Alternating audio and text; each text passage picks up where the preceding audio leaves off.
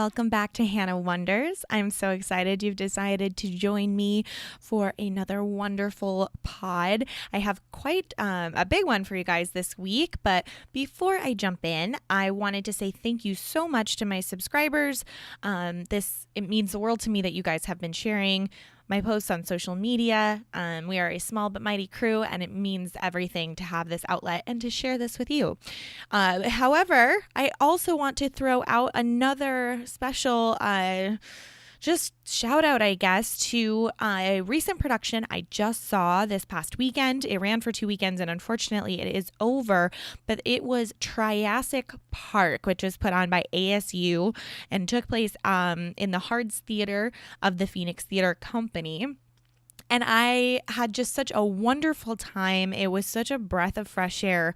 This is put on by ASU students, led by the direction of Toby Yatso, and it's a parody of Jurassic Park, essentially. But it was just so much fun. It was poignant. It was classy. It was crass. It was everything that you want. At least everything I want in a musical, blood splatter included. I imagine that is quite the feeling that you would have, going to Evil Dead as well. So just want to do a shout out to those students. The graduating class from their musical theater department is just unbelievable. And just wanted to say thank you for such a wonderful performance. So this week, this was a special incident.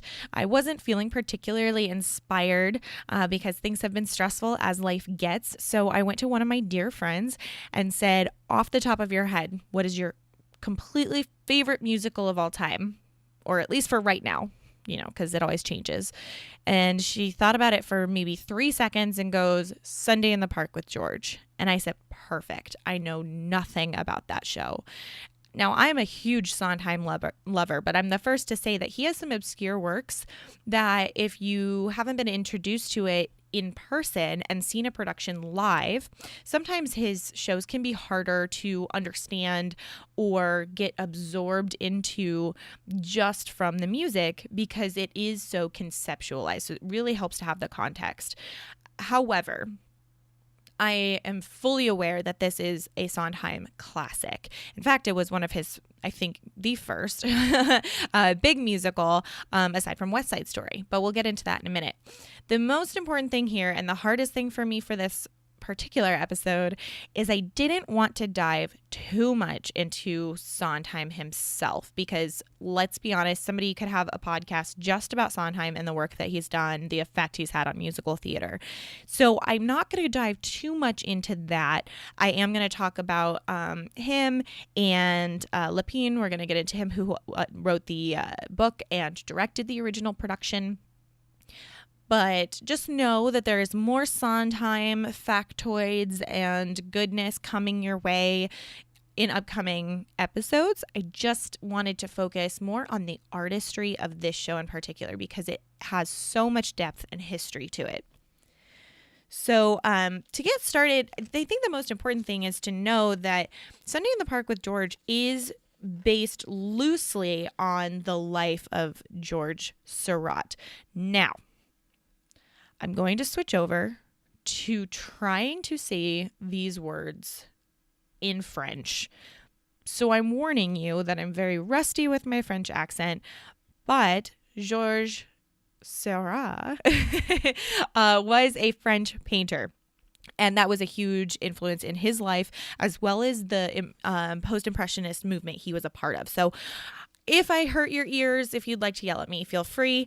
But I did give you a warning. So if bad or lukewarm accents aren't your thing, forgive me. I'm trying, and effort counts.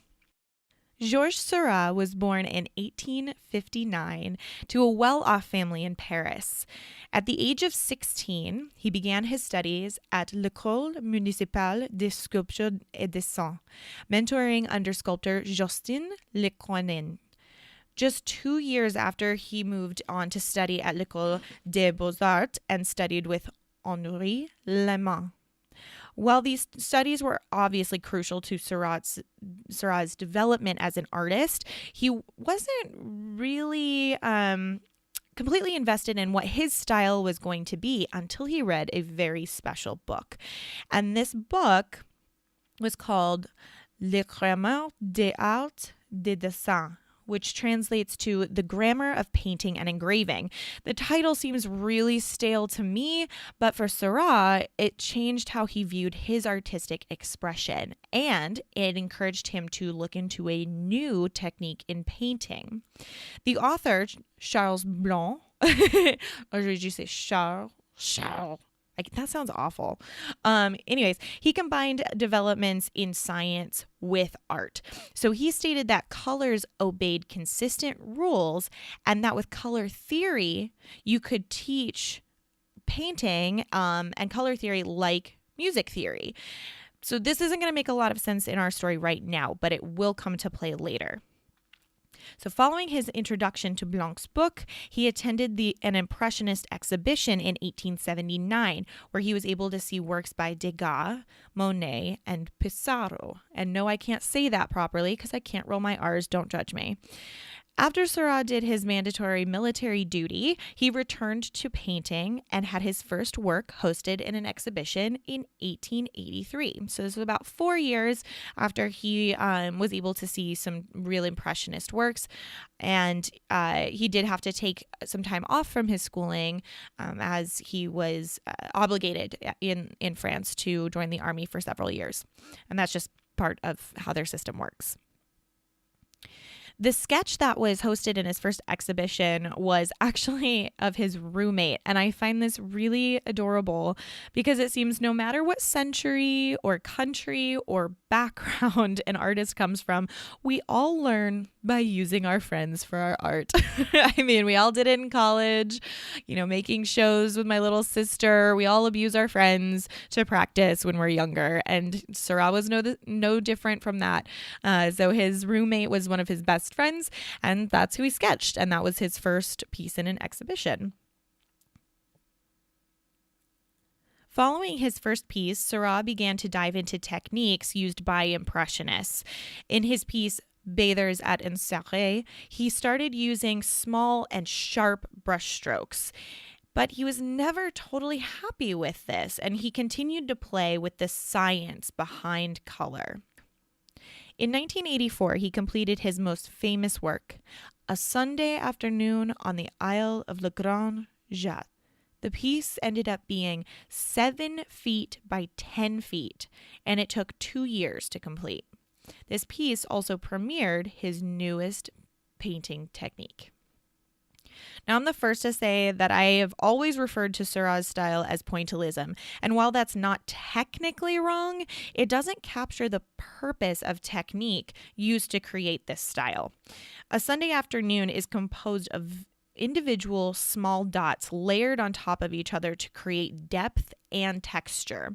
So much like in Monet's work, where if you get very close to it, you can see chunks of paint. It was really deep. The same thing goes for Seurat, where you could see individual teeny tiny dots, thousands and thousands of them, and they are each pure color combined with each other so that far away it gives a different effect and dimension. Seurat called his new style divisionism. Now, we're going to really get into semantics here, but divisionism falls under the umbrella of neo-impressionism, or post-impressionism if you want to start splitting hairs. Art historian Robert Lehman described neo-impressionism beautifully. He said, neo-impressionists came to believe that separate touches of interwoven pigment result in a greater vibrancy of color in the observer's eye than is achieved by the conventional mixing of pigments on the palette. So as I said, when you get really close to a Sunday in the park, you are looking at these teeny tiny little dots, and when you back up, your eye is going to mush, for lack of a better word, all of those together. But because the color is so saturated, it creates a different effect in your eyes. So this really was about blending science and art. Pre-modern art could be classified as being about the finished product. The artists were concerned with accurately representing the subjects of their art. But when Impressionism came to the art masses through artists like Monet, Degas, and Pissarro, the painting became as much about the process as the finished product. The modern styles were a personal reflection of the artists themselves, and I've always been in love with work by Monet and Degas, whose work, like many Impressionists, is defined by the use of short, broken brushstrokes that create like a hazy and unblended color. So if you're looking at, Monet's water lilies, they seem almost like they're blurred, but the color saturation is still really stunning. So this also creates multiple experiences based on the distance you are from the painting. Neo-Impressionists were much less uniform in their technique. For instance, both Seurat and Van Gogh, or Van Gogh, if you're going to, get on me about accents, Van Gogh, are both considered neo or post-impressionists, even though their styles range drastically side by side. But what we really see happen in this period of art is a push to show true emotion within the texture of the paint itself by using deep symbolism and highly pigmented color. Seurat had much promise, but unfortunately he died at age 30. I looked everywhere, and it seems the cause of his death is still a mystery.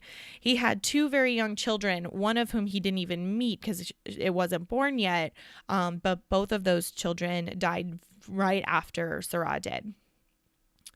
Seurat's painting of A Sunday in the Park is what brought Stephen Sondheim back from the brink of quitting musical theater altogether after his show Merrily We Roll Along flopped and closed after only 16 performances. While Sondheim had sworn off theater, James Lapine, his dear friend, persuaded him to come back to work after he had been inspired by a Sunday afternoon on the island of Le Grand Jatte. Sondheim and Lapine spent multiple days at the Art Institute of Chicago staring at the painting, which is where it is still housed today. But that was enough for them to create the masterpiece that is Sunday in the Park with George. So now you see, the whole reason I needed to tell you all about Seurat is because we are going to actually dive into the painting itself. This whole show is obviously a fictional take on Seurat's life in many ways, but it all revolves around this painting in particular and the creation of it. From the set design, costumes, it's all as if you're living in this painting as it's being created. Let's touch a little bit on my favorite guy, Stephen Sondheim. Again, don't get too excited because while he is a musical theater juggernaut, I don't want to spend this whole pod talking about him. However, I do have some thoughts prepared for those of you who may not be as familiar with him. Sondheim was born in 1930 to a dad that was an ass and a mom who was emotionally abusive. So instead of growing up with a traditional father figure, he became best friends with James Hammerstein, son of, Oscar Hammerstein II. Hammerstein became a mentor and father to Sondheim, and they were so close that when Hammerstein passed, Sondheim delivered a eulogy at his funeral. Sondheim's first Broadway success was the musical theater classic West Side Story, where he was the lyricist alongside Arthur Laurents and Leonard Bernstein. From there, he continued on to write the lyrics to Gypsy, music and lyrics to A Funny Thing Happened on the Way to the Forum, and so much more. Seriously, there are so many books about the work this man has put out. For reference, he's the guy behind Company, A Little Night Music, Sweeney Todd, Into the Woods, and Assassins. Yeah, he's that guy. So to date, Sondheim has received a Pulitzer, Academy Award, several Grammys, 8 Tonys, 8 Drama Desk Awards, 5 Laurence Olivier Awards, and the Presidential Medal of Freedom. Well, Sondheim wrote the music and lyrics to Sunday in the Park. James Lapine wrote the book and directed the original production. Lapine is a director, filmmaker, playwright, screenwriter, and librettist. And he and Sondheim have actually worked on several projects together, including Into the Woods and Falsettos. Lapine was born in Ohio and had a bit humbler of a beginning. In fact, it wasn't until his partnership with Sondheim on Sunday in the Park that he actually began to get some traction in his career. But he's also been recognized as a very successful artist, receiving Tony Awards and Drama Desk Awards as well. Sunday in the Park with George began as a new work being workshopped at Playwrights Horizons in 1983 in New York City. And Playwrights Horizons is a theater that is still active today, and their mission is to invest in new work and new artists, which I find amazing. So just wanted to give a shout out. This show went into previews at the Booth Theater in 1984 and had a very successful run, putting on 604 performances in just over a year. The original cast featured Mandy Patinkin as George and Bernadette Peters as Dot. I would be mildly offended if you don't recognize who Mandy Patinkin is. I mean, of course, I love him from Criminal Minds, but we all know he was Inigo Montoya. I'm sorry, that was a really terrible accent, but you get what I'm saying. He was Inigo Montoya, and then he also was one of my favorite characters in Criminal Minds. He's had an amazing career across the board between musicals, TV, film. I'm a huge fan of his. And then, of course, Bernadette Peters is a Broadway icon and legend. One of my favorite cameo characters for her was definitely in Annie. She starred as Rooster's girlfriend opposite Carol Burnett. Now, I normally don't dive into who did the scenic design and all of that because often I don't know them, and I think that's a disservice, obviously to the creative community and the work that they put in, especially because this show was highly recognized and awarded because of the scenic design and the special effects. So I want to do a little bit of a shout out to the scenic design by Tony Stages, and costume design was by Patricia Ziprot and Ann Wood Ward. What's fantastic about the original production is we're lucky enough to have footage of it. In 1985, it was filmed with most of the original cast and was broadcast by Showtime and PBS. You can still find it on YouTube and Amazon if you are so inclined. I do recommend watching it to fully understand the artistry that went into the design and concept of the show. The original production took home 8 Drama Desk Awards, including those for Outstanding Special Effects, Set Design, Lighting Design, Lyrics, Direction of a Musical, Book of a Musical, and Best Musical. They were definitely shanked at the Tonys, but it was because they were up against La Cage aux Folles, and I mean, that show was spectacular, so I can't be super upset about it. But Lapine and Sondheim took home their Pulitzer Award for drama as well, being one of the few musicals who ever have. Sunday in the Park has gone on to do multiple revivals, including at the West End, London, and on Broadway several times. The most notable of these engagements, to me at least, was the 2017 Broadway revival, which featured, are you ready? Jake Gyllenhaal as George. I can't even. And Annalee Ashford. Oh, my bae. I love her so much. And she played Dot. The show's plot is a bit complex, and I don't really feel that hearing about it can give justice to the book and the lyric writing. So I'm just going to make it a bit easier to break down and chew on. So this is definitely a dumbed down version. There's some magical elements of the show I'm going to leave out on purpose in case you choose to go see it, so you can really get that stage magic that they really created for this show. This musical unfolds in 1884 when on the banks of the river, Seurat draws a picture. His beloved is named Dot, and she is posing for him as his muse. And it opens with her whining at him and giving him a hard time about the necessity to get up so early on a Sunday morning to be a muse for him and to pose for him. She also suffers from lack of his attention because he, as a true artist, is fully immersed in his creativity, ignoring everything and everyone else. The park begins to be filled with people who are regulars at the park, so they begin to give us snippets of each conversation. We start to see different relationships forming. Dot gets really upset with George for his dismissive attitude and asks for his attention. So he promises to take her for a night out to see to go see a show. But George works late and forgets his plan to take her out. So she gets super angry with him and leaves. George doesn't even notice she takes off because he's so concentrated on his painting.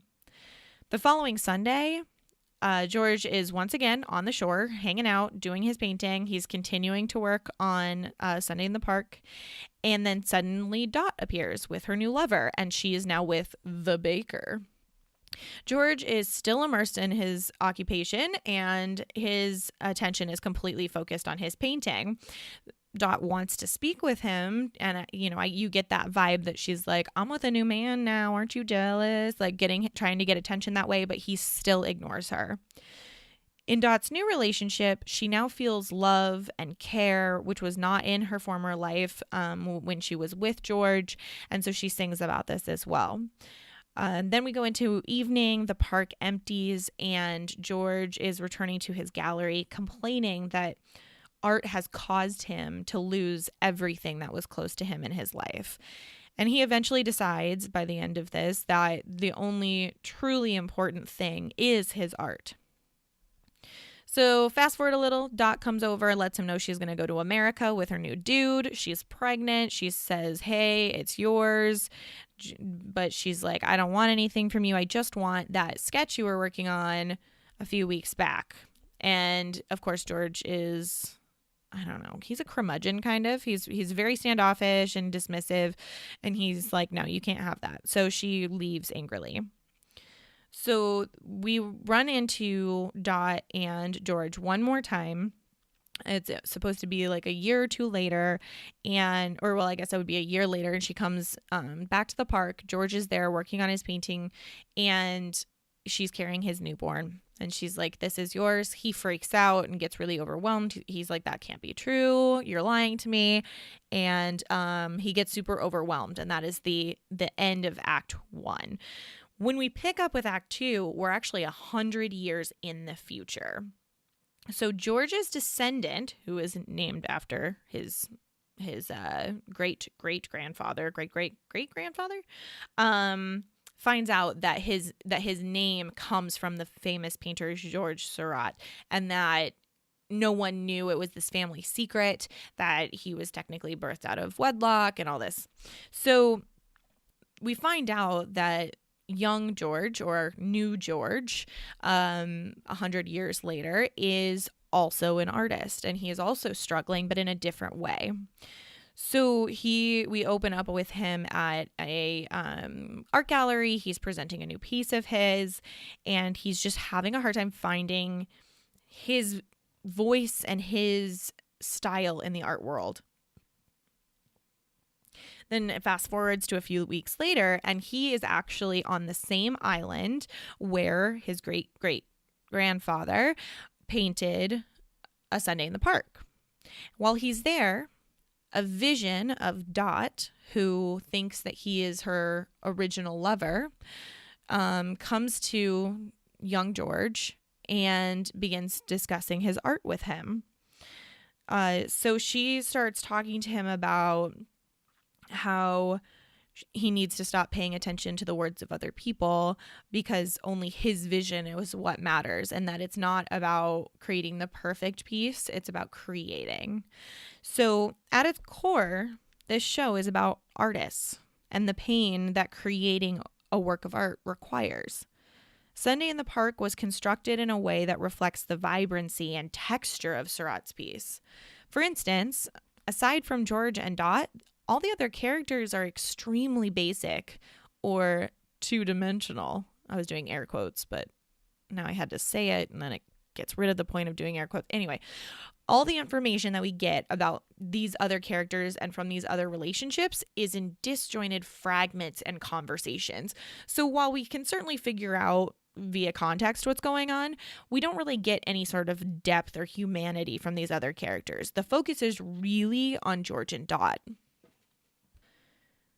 Sondheim also left a piece of himself in the show, and I find this interesting because Lapine mentions in discussing his inspiration from the original piece of art that the most absent piece of the painting is Seurat himself, that he is He has not painted himself into this landscape that he spent 2 years being a part of.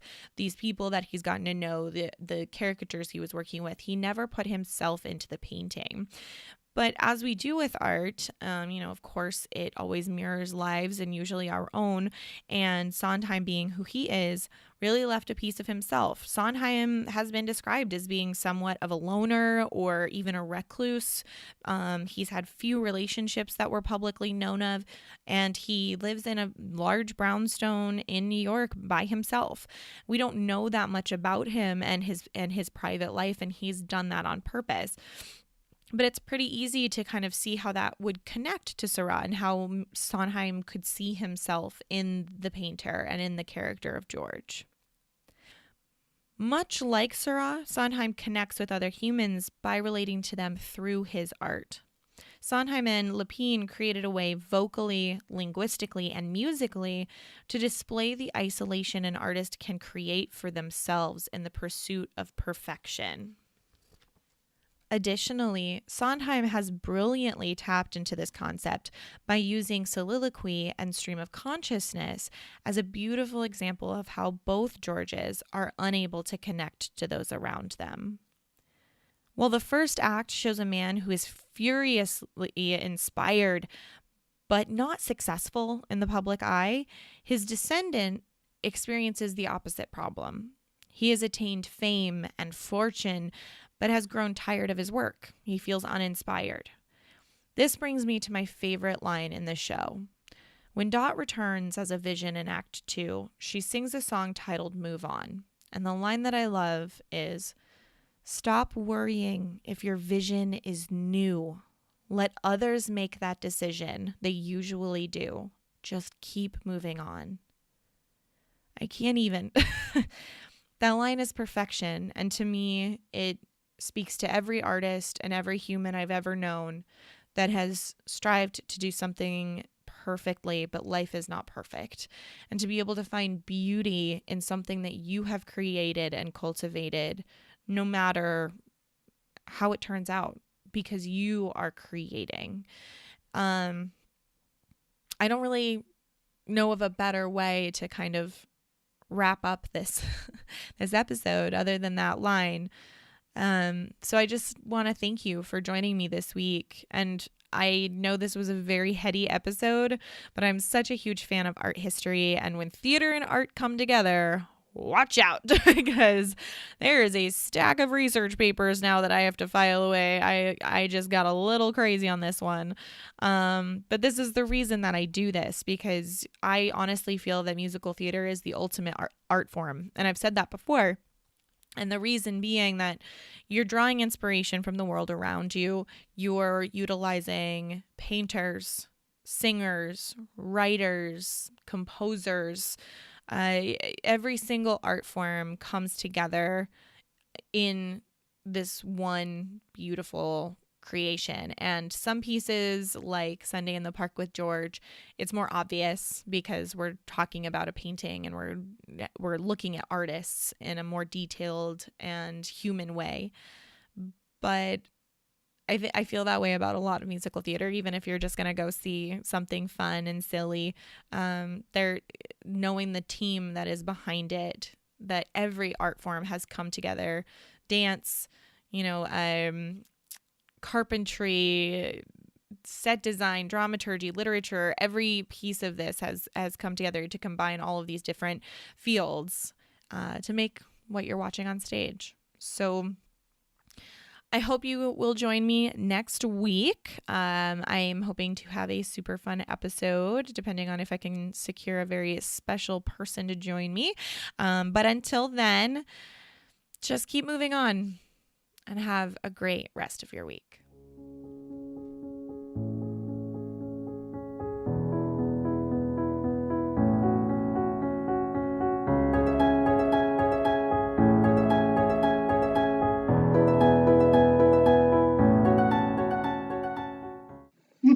That was a mess.